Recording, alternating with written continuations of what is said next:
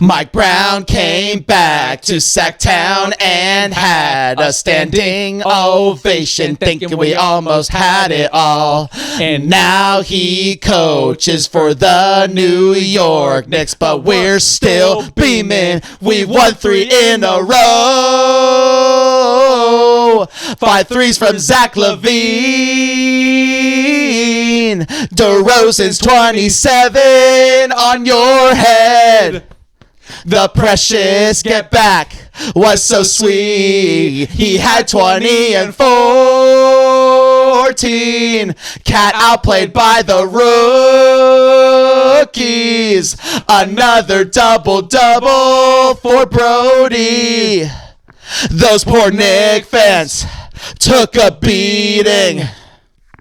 Welcome back to the Kang Gang Pod. The Sacramento Kings have won 3 in a row. Shouts out Adele. Shouts out Mike Brown. Adele. Shouts out DeRozan. Shouts out Cardwell. Shouts out Maxime. Shouts out Monk. Shouts out Precious. The dog of the game. Precious Achiuwa. Zach LaVine said it best. How on earth was Precious Achiuwa a free agent going into the season? New York, what are you doing? He would have been way better than Yabusele. Oh, yeah. Sorry, Gershon. Yabusele. Sorry, Yabusele. Yabusele. How can you forget? He was dominating. Yabusele. Listen. Hey, he did great in the Olympics, but I would much rather have a Precious Achiuwa on the Knicks than a Gershon Yabusele. Oh, way I'm sorry. more. I think every Knicks fan... No apologies needed. I think every Knicks fans would agree. Oh, yeah. I think they would. Man, what a game. This was an absolute beatdown. Beatdown from the start. From the jump. Prayers up to Jalen Brunson. Yeah. Oh, my God. He's one of my favorite players, so to see him go out in the first 5 minutes. But even with Jalen Brunson on the floor, we still were playing amazing. But at one point, we were up, 25? 25, yeah. Oh, my God. What has gotten into the Kings in the year of 2026? Well, I think in this homestand, I had the honor of going to this game tonight. So, shout out to Cristo. Hey, great game. Plug for the tickets, man. Come on. Plugged for the tickets. And shout out to my friend Sophia. Ooh. She drove down. No, we're just friends. Take it easy. Sorry. Take it easy. But she drove down all the way from Reno as soon as she could, left at 5, got there at 7:30. Just kind of picked the wrong game to go to because she is a diehard Knicks fan. We're both Yankee fans. Shout out to her. But hey, sorry, Sophia. Yeah, sorry. You picked but the Knicks, the Jalen Brunson injury, the Knicks shooting poorly from 3. They shot 1 for 18 in the first half. They could not hit anything. I was in shock, and then we got to the free throw line many times. It looked like that Kings-Lakers game when Austin Reeves shot 26 free throws. But we're forgetting Casper Anthony Towns. The ghost. The ghost of Casper Anthony Towns. What happened to him? With 4 rebounds. How could he be the second option on a top team in the East and just perform like that? Apparently, the Knicks have been in Sacramento since Sunday. Mike Brown was saying that they were on a bar and food tour in Sacramento. They also went to Napa. They did some wine tasting. So they were here having a wonderful time. Seems like they were having too much fun at Dive Bar. That's what I was about to bring that up. They went to Crew. They went to all the spots. They went to go see the mermaids. Maybe they were staying out a little too late. I think Kat wanted to check out the Mermaid Tale. That's just my opinion, but I digress. But my God, they shot so poorly. It's the 3rd game in a row where an opposing team has shot so poorly. I mean, from the 3-point line of the Golden One Center. Where was this in the beginning of the year? This would have been way more fun in the beginning of the year. Right now, everyone is confused. A lot of people are saying the Kings are the Kings are starting to figure something out. I don't know what that something is, but Scott Perry, you better start making there's a lot of people that are excited because we're winning at home. This isn't truly affecting the tank yet because we're still at the very bottom. I think we went from third to 4th. We reclaimed the 14th seed in the West. So we're still fine, but I bet Scott Perry's oh no, they're beating some top teams right now. If this momentum keeps going, our hopes of that top 3 pick are gonna be harder and harder. So he might be forced into making moves. When before we were thinking maybe like, oh, maybe these trades might happen later, or maybe he doesn't have to be like super like on it with the trades this season. He could wait till the summer, but now he might have no choice, RT, because we're looking. We beat the Rockets, we beat the Lakers, and we beat the freaking Knicks all by double digits. What is going on with this team? I'll tell you what's going on, Cristo Remticato. It's the veterans. The veterans are playing super well right now. Zach LaVine in his last 3 games is 11 from 19 from the 3, 61%. So, and he obviously had 5 threes tonight. So he is shooting the ball at an incredible rate. DeRozan has been playing incredible. If the Kings had a better record, DeMar's an all-star. Yeah, DeMar would be an all-star. Like, he is playing insane right now. Yeah, 22, 32, and 27 in the last 3 games as wins. He's had 5 straight games of 20-plus points. Just incredible stuff from DeMar DeRozan. And on incredible efficiency. Yeah, efficiency's great. You know, and he got to the free throw line a ton tonight, when in the previous game he only shot 4 free throws against the Lakers. 12 for 13. 12 for 13. 12 for 13. This is a more DeMar DeRozan-like outing. When he gets to the line, he gets to the office, he gets people jumping on the pumps. Committee, baby. Committee. And then Russell Westbrook with the double-double, 19-11 with 6 rebounds. But it's not just the vets, RT. It's the defensive presence from the man, the myth, the Cardwell. Mr. Auburn, Mr. Dylan, hype up the crowd, Cardwell. This guy's defense is unbelievable. 3 blocks tonight. He comes out there, he just plays stellar defense. He is vertical almost every play. Karl Anthony Towns was in shambles when Dylan was on him. They both were. They both rookies. Both rookies. Yeah, absolutely. Shouts out Maxime too. Maxime had a good game too. Obviously 10 points, 4 rebounds, but the impact from Dylan Cardwell is just at an astronomical level because the way that he is as a defender, 3 blocks from an undrafted free agent. I mean, we hit the jackpot with Keon Ellis, but it's like you have the bonus. You have the bonus reward with Dylan Cardwell as an undrafted rookie. And obviously there is no Drew Eubanks because it's a DNP by coach's decision. But that's the easy answer, is that playing Dylan Cardwell has improved this team's defense immensely. Precious Achiuwa had led the team, and he tied with Precious Achiuwa with 4 stocks. We gotta stop the pod right now. Yeah.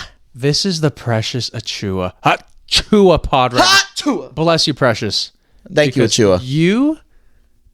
I know you woke up feeling different today, Precious. Talk about New York not believing in you, letting you go home weeks before the season starts. Talk about what this game meant to you, and talk about how you were willing and doing all the right things on offense and defense, finishing with 20 points, 14 rebounds, 2 assists, 2 steals, 2 blocks, a season high. Can you just talk to the people? You forgot one thing, Cristo. 2 for 4 from 3. He was letting that thing fly. He shot better than the Knicks team. He shot better than the Knicks. He shot better than the Knicks. He shot better than OG Anunoby. Hold on. He shot better than... How did he shoot? What did he shoot from 3? 2 for 4. 50%? Yeah. Best 3-point celly. Yeah. That and... Yeah. Russell Westbrook. Him and Russ have the best 3-point celebrations in the NBA. Oh my God. Russ Russ was on it tonight. But Precious, can you just talk to me? Talk about what you did tonight. This was insane. He was aggressive. Yes. I was in the building and I loved the aggression from Precious Achiuwa. I felt like he was attacking the rim really hard. He had some kind of behind the back moves that we never really saw from anything from Precious Achiuwa all season long, but he was aggressive. I loved that he was I liked that he was getting to the lane. He was aggressive. And when he got aggressive, the Knicks were like, all right, we're daring him to shoot.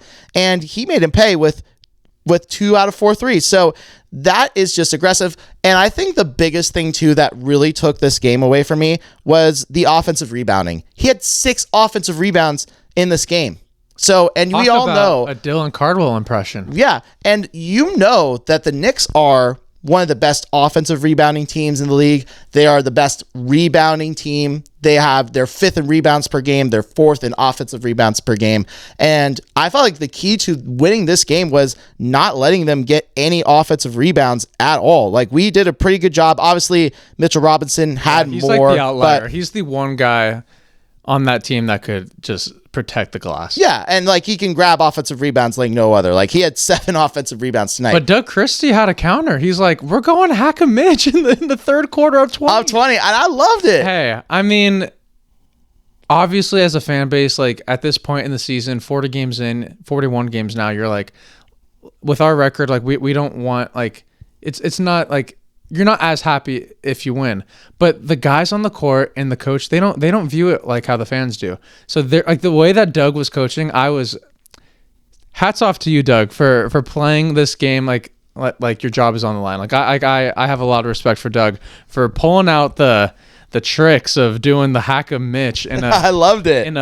in the 41st game of the season when you're going up the worst team versus the best team. It's just like, hey, I love it. I loved that. Yeah, you'll take that any day of the week. I mean, that was an incredible game overall. I just felt like they controlled the pace. They controlled everything. Their pace really showed tonight as well, because we all know the Kings. They're in the more of the upper half of pace, right? They were 11th, I think, at the beginning of the year. I don't know what their pace is now, but they still kept that pretty much that high level pace that they always have. And I think that was also really big keys to that as well. We really, really dominated in a lot of categories, right? Even though it doesn't really show in the categories, but the free throw line, we were aggressive. That's what I was just about to say. Big time aggression from the free throw line. Because when you play with pace, you're forcing the defense into tough situations, and like they're having to foul you. And when you have guys that are so good at drawing fouls like DeMar, and he's great at drawing fouls from the mid range, but we also have guys that are attacking the basket. The fact that we had 38 free throw attempts tonight, if you look at the stats, we only made 10 threes. The Knicks, who shot so bad, they had 8 threes. Every single stat line was basically either the same or worse than the Knicks. So when you look at just that, you're like, how did the Kings blow them out like this? And it's because of the free throw line. That was the one major outlier of this game. And like, we haven't had a lopsided free throw game in a long time. Like we shot 15 more attempts than the Knicks. I mean, obviously we know Jalen Brunson was out, and he is a complete difference maker. Like the entire NBA has trouble guarding him, but still, I mean, we turned over the ball 17 times, and the Knicks turned over the ball 8 times. That's a major difference. Yeah. They scored 50 points in the paint. We only scored 34. So you're like, if we scored 16 points less than them and only made 2 more threes than them, how are we winning this game? And then it's the pace, it's getting out and running, it's putting the defense in those tough situations, and then that's how you find ways to win that way. And like, there's games where we shot the ball pretty well during this 3-game winning streak. There's times where we're dominating in the paint and on the glass. But tonight it was a free. So we're winning. We're seeing 3 different types of wins. I completely love that. Really, the Kings are like figuring things out, obviously at a weird time in the season, right before the deadline. So you could see it in 2 ways. You could see it as, oh, the guys are like getting everything clicking, so their value's going up, or are they getting it ready, and are they going to try and make this little get out of the 15th, 14th? Because like, obviously the vets on our team, they don't want to be on a losing team. They want to win. Yeah. The rookies everyone wants to win on that team. It's just, it's coming at an unfortunate time as a fan, where the fans are allowed to root for the draft pick, but no one in the organization no one on the court is allowed to do so. No, and you're also competing. This is like where players are earning pride. But I want to mention, you mentioned something about the 3 different types of wins, right? And this was something that I also noticed really well when I was at the game. We got to the bonus very quickly. There was a lot of frustration fouls from New York, and a lot of them were coming off missed threes. Some of them were just like, there was one foul where Cat fouled Maxime, and it was basically after a defensive rebound. So what happens is that sometimes when you have players that really, really do grab those boards, and they just kept pace. Zach LaVine was really much the big catalyst, even though he didn't get to the free throw line as much. He drew a lot of those early fouls that put pressure on the defense, and DeMar's rim pressure. I noticed that Zach LaVine had a really great sense of rim pressure. Even Russell Westbrook, Precious Achiuwa, like all 4 of those guys did a fantastic job. Even Malik Monk, when he came off the bench, obviously he didn't shoot the ball really well, but he was 5 for 5 for the line. Impactful. Yeah, very so impactful. They all did a great job of providing rim pressure. And so when you do that, you put so many players in foul trouble. I mean, we saw OG Anunoby was in foul trouble. We saw that Deuce McBride, Tyler Kolek, they hunted Mitchell Robinson, hunted Cat. Like, those are the players that you want to target, because I'm also going to say this too, because in another reason why we won this game was we were the more physical team. Much more physical. And I know that when Mike Brown is the coach, a lot of our issues were that we were not a physical team and that we lacked the physicality. It was almost kind of seeing this game in a mirror where we beat them by being the more physical team. I know that rebounds kind of don't show the picture too, but when you get to the line, you're showing your physicality by just being the more aggressive team. And I think that's also what really, really, really made us win this game, was we were just way more physical and just really imposed our will on the offensive side and defensively too. Like, physicality, we won that matchup. So I kind of find it very weird that we did that against Mike Brown, and sometimes we got criticized for having a lack of physicality. So it's so interesting to see that, how that pans out. You know what I mean? No, very well said on the physicality front. I do think also that this game had to have been personal for a few players that were on the team with Mike Brown. This could have been a really good game for Keon Ellis to like show out in front of Mike Brown. He only played 4 minutes tonight. But I do think that there was just extra juice in the entire arena tonight when Mike was there. Not because like we were mad at Mike or anything. I think we just wanted to show that whenever you go up against like a former coach, former player, former this or that, former team, there's always something extra there. And for Precious, it wasn't at Mike, it was at that whole team. So I think Precious kind of his energy rubbed off on everyone, because there was multiple different storylines in this game. The Precious getting cut by the team, Mike Brown being the coach of this team for the past 3 years. So there was a lot going on, and I think this was just a special game to witness and to come out on top, because I know when that NBA Cup was going on, all Kings fans are like, man, look at Mike Brown winning an NBA Cup. Look at him going up against De'Aaron Fox. Like, we had both of them. So, and now like to go against the Knicks and get a win, that must have felt good for the coaching staff and the team as well. So nothing really, there's nothing bad to say about this performance by the Kings. No, I'm very shocked, impressed, because even without Jalen Brunson, this team has championship aspirations. I know he's your best guy, and he could score 30 on any given night, but like, that's where Karl Anthony Towns has to step up. Your number 2 guy cannot have 13 points. Casper Anthony Towns tonight. Casper Anthony Towns. Big purr, the big bodega. I mean, I bet after all that, you only scored 13 points and shot 5 for 14 from the field. After all of that, and then you had OG Anunoby, who shot 5 for 13. My friend Sophia was yelling at Mikal Bridges. She said, why is Mikal Bridges on the floor? Why is OG Anunoby on the floor? Why is Karl Anthony Towns on the floor? She expressed her frustration throughout that entire game, and I was just sitting there. I'm like, oh shit, do I like say anything? Do I like just cheer for, like, obviously when Dylan Cardwell did this, I was like yelling, I was standing up, I was like, yeah, like I was like hyped as hell for that. So I was like, give me that all day. But like I could tell the tension she was having. She was like doing this the entire time. I was just in immense shock. Like, oh man, that was such an interesting game. Because RT, you have to admit, like, from the first quarter on, like right when Brunson went out, like the way the Knicks were playing, we knew that we had control ever since the first quarter. Like, we didn't let off the gas once. There wasn't like one moment up until the very, very end of the game where like, okay, the Knicks are kind of going on a run. But we've been on the opposite end of that so many times where we knew we were never going to get back into the game because the offense was off, the energy was sucked out of the building. Like we've been in the Knicks position so many times, and to see them in that situation, they have so many guys that could take that leadership spot and like take over the game, and none of them did that.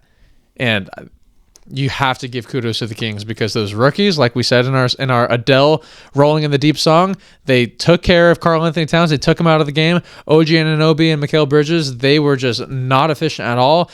Deuce McBride, who's an excellent three-point shooter, not on the Kings killer list, but he has had some good games against us. He went 0 for 9 before making a three-pointer. So, like, we did all the right things. I don't know if they just drank too much in Napo or they spent too much time at the dive bar or ate a little too much at Crew. I don't know what it was, but there was not one part of the Knicks that looked like they were going to really come back in this game. So, yeah, there could have been those outside factors, obviously the Brunson factor, but the way the Kings played and held their own on defense, magnificent job. Yeah, very, very, very impressed. Defensively, this 3-game homestand has been some of the best defense the Kings have played all year. So, and it's not a surprise when you have guys like Precious Achiuwa and Dylan Cardwell and Malik Monk and Keon Ellis. Obviously, Malik Monk isn't there as a defender, but Keon Ellis, Nee Clifford. It's not a surprise that these guys are playing their tails off on the defensive end. And tonight, it was basically Precious and Dylan that were the big shining factors in terms of being the defensive glue guys. You know, even DeMar DeRozan has had some great games where he's had multiple steals per game. Yes, he has. You know, he's only had one tonight, but there are multiple instances where there's just multiple guys grabbing rebounds. When you look at the starting lineup, right, they did an excellent job. Russell Westbrook was on the glass with 5 defensive rebounds. Precious Achiuwa, 8 defensive rebounds. Maxime Reynaud, 4 defensive rebounds. DeRozan, 6 defensive rebounds. Levine, 5 defensive rebounds. Cardwell, 5. Nee Clifford had 4 defensive rebounds. This was a team effort. I saw a lot of players crashing the board. There were multiple guys that were crashing because that's the way you have to compete against the Knicks with that are a really good rebounding team. You have to have multiple bodies. And that was, we did. And that's the whole key to success. Well, and the reason why we slightly out-rebounded them because we made more shots in the end. It was a one and done and we make in a shot-wise or we get to the foul line. When they missed, it was one and done for them. It was grab and go. Yeah, grab and go. Yeah, so we did all the right things tonight. It was a great game from top to bottom. Of everyone played a role in tonight's win. I want to talk about Precious Achiuwa one more time because Precious, power forward. Can you see a world where we've been searching for this wing? Precious is giving Scott Perry every reason to sign him to an extension. He fits the time frame.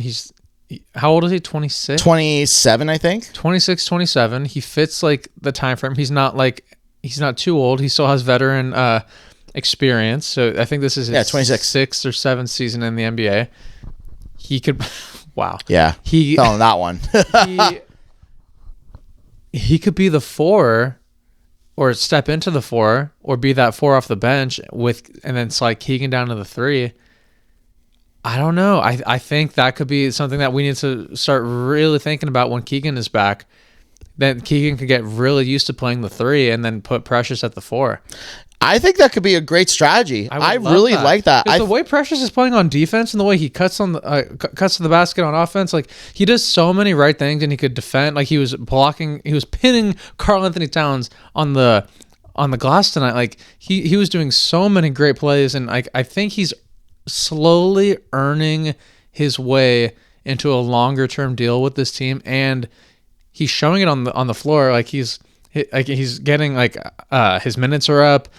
Why not keep him out there and why not just see what he could be and have him be on this next chapter of this Kings team with a major role? Not major role, but a good solid contributing role in a rotation. Yeah, because he's proving time and time and time again. This is not the first time we're mentioning Precious on this podcast. We've mentioned Precious since the day we signed him. Oh, yeah. He's been way better than advertised. And I think that we need to We need to do what he deserves. Yeah, and he looked happy tonight. He and the rookies lit the beam. Oh, and he's jumping. He was jumping up and down. That's what they he do was now. excited. He was just yelling. He was like, Precious is like, I feel like he's getting more and more situated into this new system, and like he's like, you're seeing it even on the Instagram videos. Like he's like, you're seeing more of a personality of him. You're seeing him like more excited, like showing more emotion on the court, both ways. So I think Precious is well deserving of a roster spot. If you think Precious should be on the Sacramento Kings moving forward, and you want to see him, like he could even have like a Trey Lyles type of role where he's not obviously Trey in the shooting aspect, but like he does so many other different things, where Trey had like a pretty good role during that Beam team, where I would like to see Precious be like our first power forward off the bench or even start.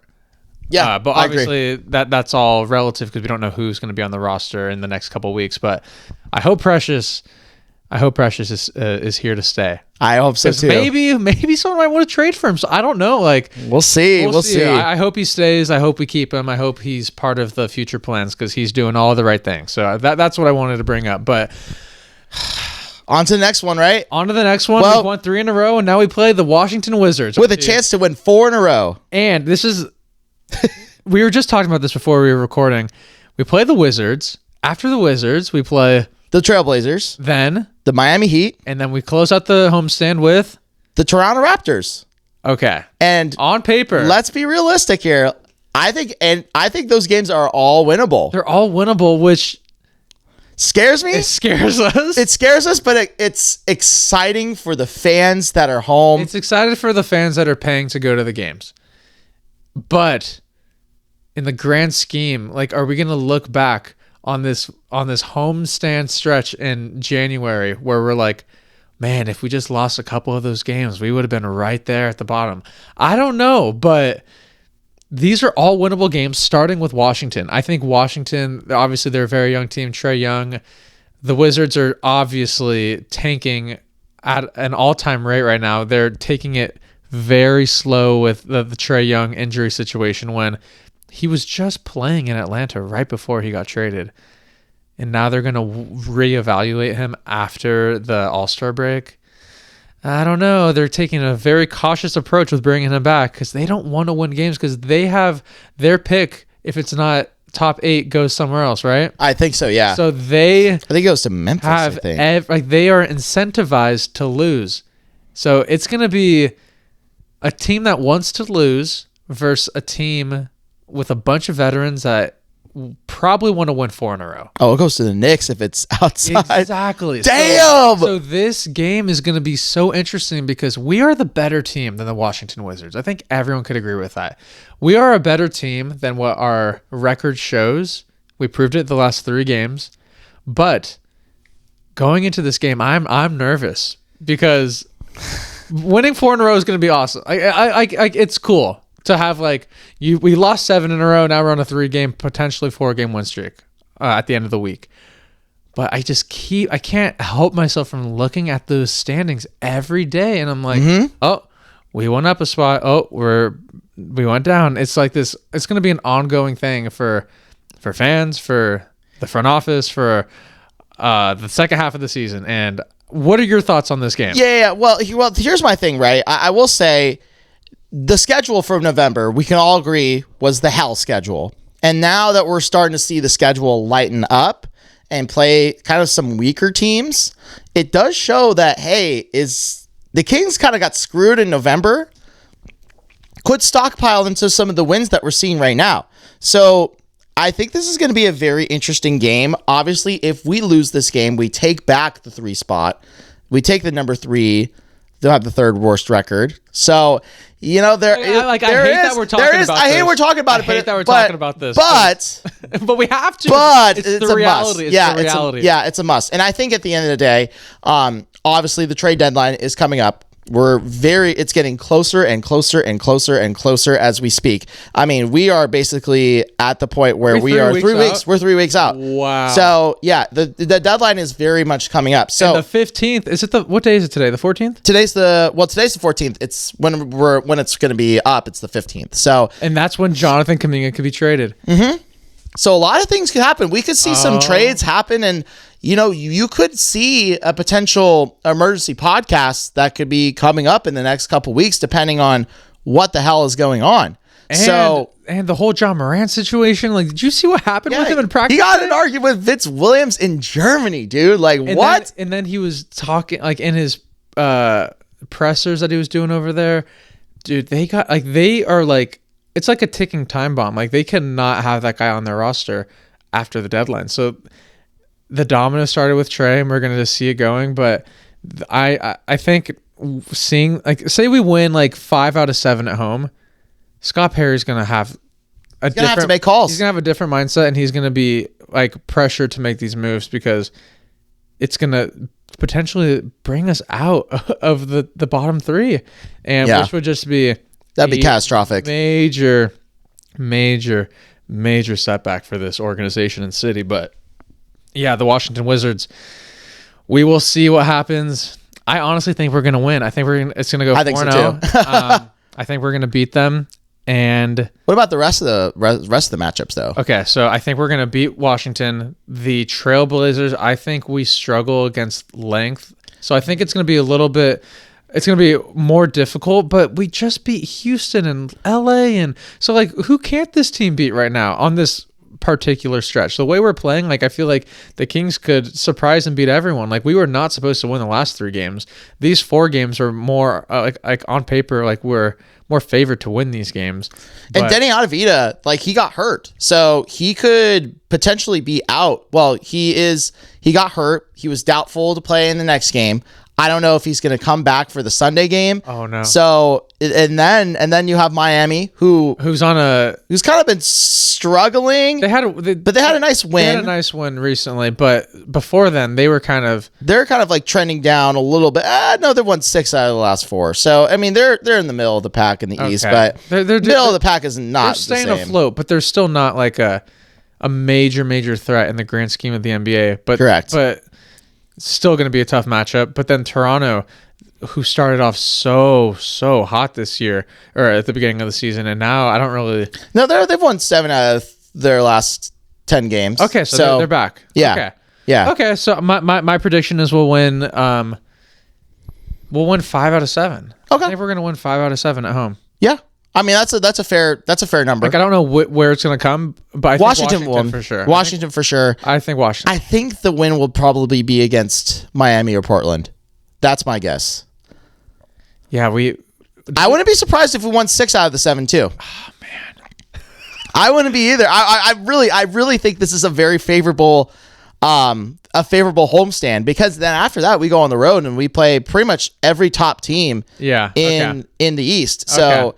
Then it does settle back. That will get us back on track. Yeah, it will get us back on track. But like at the same time, I wouldn't be shocked if this Kings team won 6 out of their 7 games. Because, but also, like, this 3-game win streak isn't like the worst thing that could happen. No, because the Indiana Pacers went on a 3-game win streak, and now the Pelicans have been playing a little bit better too. Playing better. So like Nets are playing better. I think all the bad teams are kind of getting hot at the right moment. So you know what?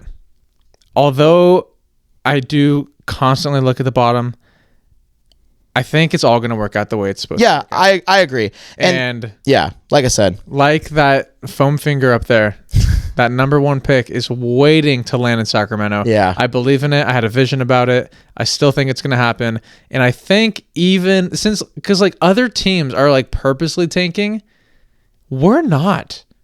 Clearly we're not. So I think we're going to get rewarded based off of doing it the right way. Because we're not purposely tanking.